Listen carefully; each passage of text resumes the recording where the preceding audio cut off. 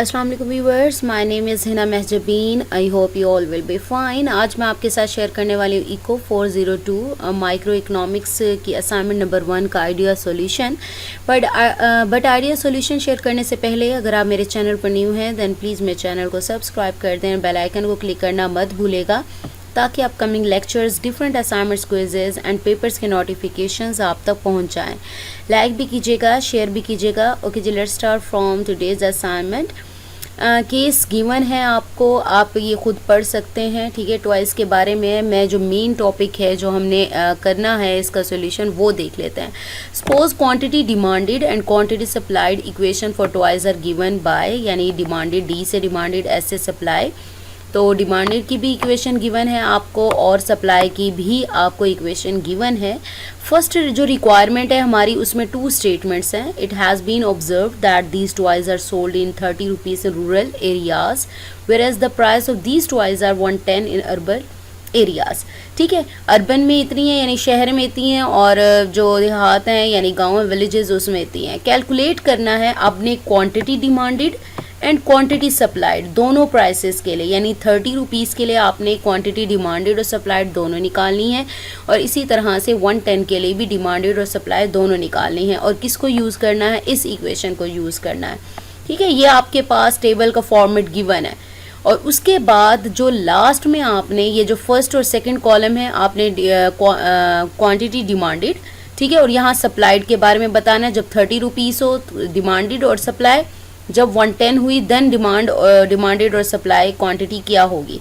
अच्छा, थर्ड जो हमारा कॉलम होगा उसमें आपने बताना है कि मार्केट कंडीशन क्या होगी, इधर इन सरप्लस और इन शॉर्टेज।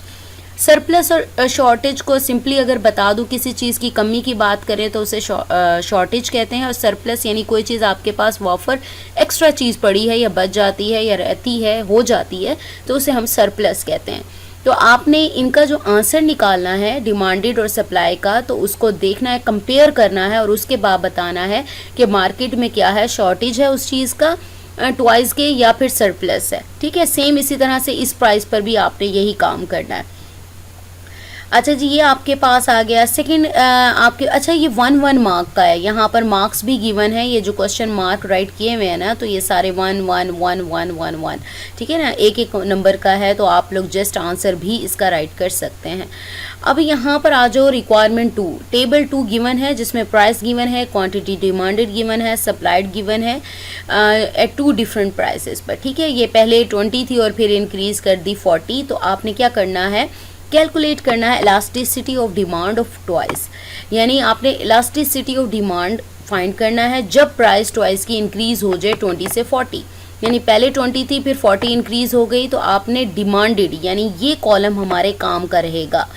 प्रीवियस असाइनमेंट्स में जब सेमेस्टर्स में पूछा गया था तो सप्लाइड का पूछा गया था। अगर आपसे इलास्टिसिटी ऑफ सप्लाइड पूछेंगे तो आपके लिए ये कॉलम और ये कॉलम काम करेगा, ठीक है ना, फर्स्ट और थर्ड। अगर लेकिन यहाँ पर पूछा गया है इलास्टिसिटी ऑफ डिमांड का, तो फर्स्ट 2 कॉलम जो हैं वो आपके काम के रहेंगे। फर्स्ट में आपने फॉर्मूला यूज़ करना है जिसके 3 मार्क्स हैं और लास्ट में आपने इंटरप्रेट करना है यूर रिजल्ट्स को, यानी जो भी रिजल्ट निकलेंगे आपके पास इसका इलास्टिसिटी ऑफ डिमांड का, उसका इंटरप्रेट यानी बताना है इसका पर्पस क्या है। ये 1 नंबर का है। बाकी इंस्ट्रक्शंस वगैरह सारी गिवन है, वो मैं आप लोगों को नहीं पढ़ के बता रही, आप लोग जस्ट खुद रीड आउट कर लीजिएगा किस फॉर्मेट में सबमिट करवाना है, MS वर्ड में करना है।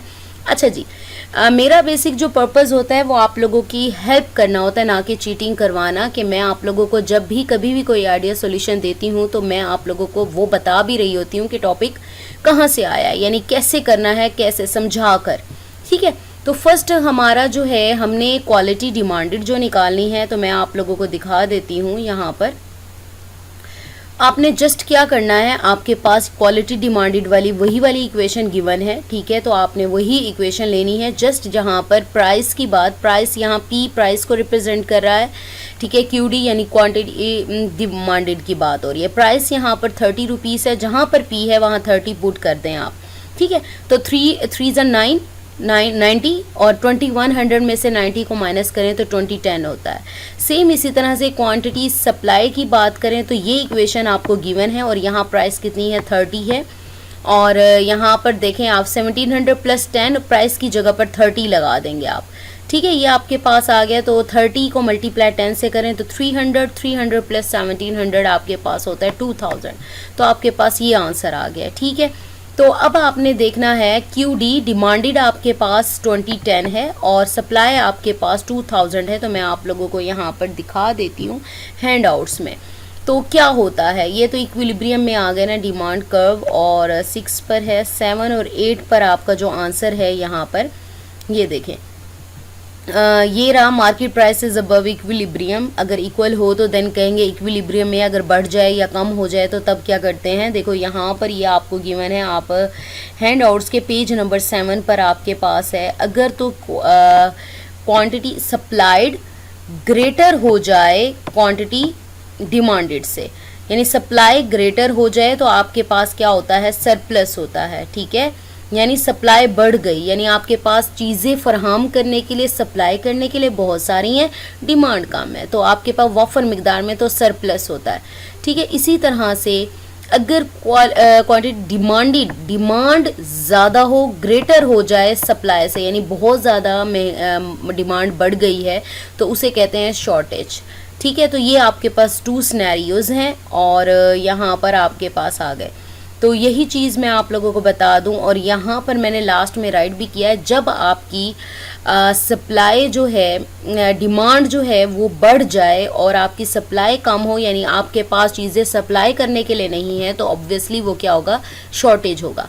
ठीक है, तो इसी तरह से अब दूसरे सिनेरियो की तरफ आते हैं। अब प्राइस 110 है, सेम इसी तरह से यही इक्वेशन लो। ठीक है, ये इक्वेशन ली P की जगह पर, अब यहाँ पर प्राइस आप पुट करोगे 110। तो 110 पुट कर लिया, 3 को 110 से मल्टीप्लाई करें, आई थिंक 330 इस तरह से कुछ आएगा। 2100 में से माइनस कर दे तो 70 आता है। ठीक है, सेम इसी तरह से सप्लाई की लगाएं, ये इक्वेशन है प्राइस की जगह पर, अब क्या लगेगा, 110 लगेगा। तो 10 मल्टीप्लाई 110 क्या आपके पास हो जाएगा, जो भी आंसर आएगा आई थिंक 1100 आएगा, plus 1700 will be equal to 2800। तो आपके पास ये आ जाएगा 2800। ठीक है, ये आ गया। अब देखें, अब कंपेयर करें क्वांटिटी डिमांडेड और सप्लाई को। अब देखो सप्लाई बढ़ गई, यानी मेरे पास प्रोवाइड करने के लिए चीज़ें ज़्यादा हैं बजाय डिमांड के, यानी लोग इतना ले नहीं रहे, लेकिन मेरे पास बहुत सारी चीज़ें अवेलेबल हैं कि मैं सप्लाई कर सकती हूँ। तो ऑब्वियसली यहाँ पर क्या आएगा, सरप्लस आएगा, यानी वाफर मिकदार में एक्स्ट्रा चीज़ें आपके पास अवेलेबल है। ठीक है, यहाँ पर मैंने 2 सिनेरियोज राइट कर भी दिए हैं। ठीक है ना, ये लिखना नहीं है आप लोगों ने, ये राइट नहीं करना आप लोगों ने, जस्ट आप लोगों को समझाने के लिए था। नेक्स्ट आ जाएं दूसरी के लिए। अच्छा, मैंने आपसे कहा था यहाँ फॉर्मूला लगेगा, इलास्टिसिटी ऑफ डिमांड का फॉर्मूला। आप लोग आ जाओ हैंड आउट्स में, और यहाँ पर हैंड आउट्स में इलास्टिसिटी ऑफ डिमांडेड नहीं, डिमांड कर लो। यहाँ पर पेज नंबर आई थिंक है 14, हाँ ये रहा, प्राइस इलास्टिसिटी ऑफ डिमांड। याद रखिएगा, प्राइस इलास्टिसिटी ऑफ सप्लाई भी का फॉर्मूला भी गिवन है, उसमें सप्लाई वाला कॉलम यूज़ होगा, डिमांड है तो डिमांड वाला।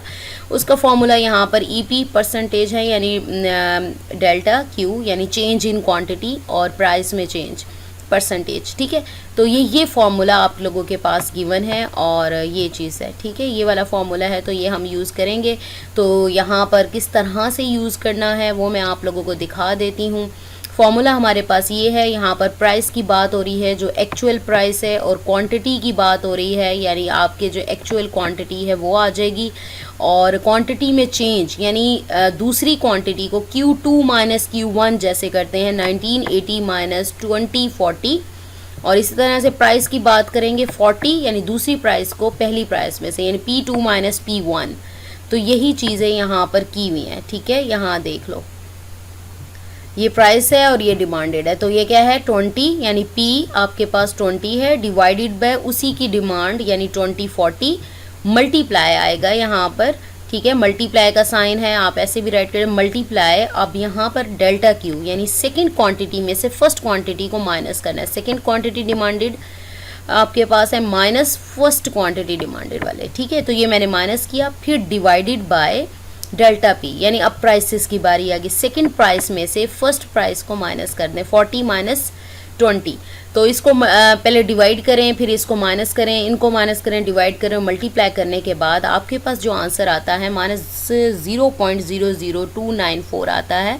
और माइनस में आपके पास आएगा यहाँ पर, क्योंकि यहाँ बड़ी वैल्यू है तो इंटरप्रिटेशन आप लोगों की हैंडआउट्स में गिवन है। अगर ग्रेटर देन 1 होती है तो प्राइस इलास्टिक होती है, अगर लेस देन 1 हो तो इन इलास्टिक होती है। तो ऑब्वियसली हमारे पास जो आंसर है वो माइनस में, दैट इज़ लेस देन 1। तो हमारी इंटरप्रिटेशन क्या होगी, जो प्राइस है टॉयज़ की, यानी इलास्टिसिटी और डिमांड हमारे पास ये है, जो कि demand for toys is in elastic है। ठीक है, तो बाकी आप फर्दर इसको एक्सप्लेन करना चाहें, इंटरप्रिटेशन को कर सकते हैं, बट ये 1 मार्क का था तो इसीलिए मैंने यहाँ पर जस्ट इतना सा ही राइट किया है। So we have completed today's assignment idea solution. I hope ये लेक्चर आप लोगों के लिए हेल्पफुल होगा। सो मुझे अपनी दुआओं में याद रखिएगा, अपना ख्याल रखिएगा। टेक केयर, अल्लाह हाफिज़।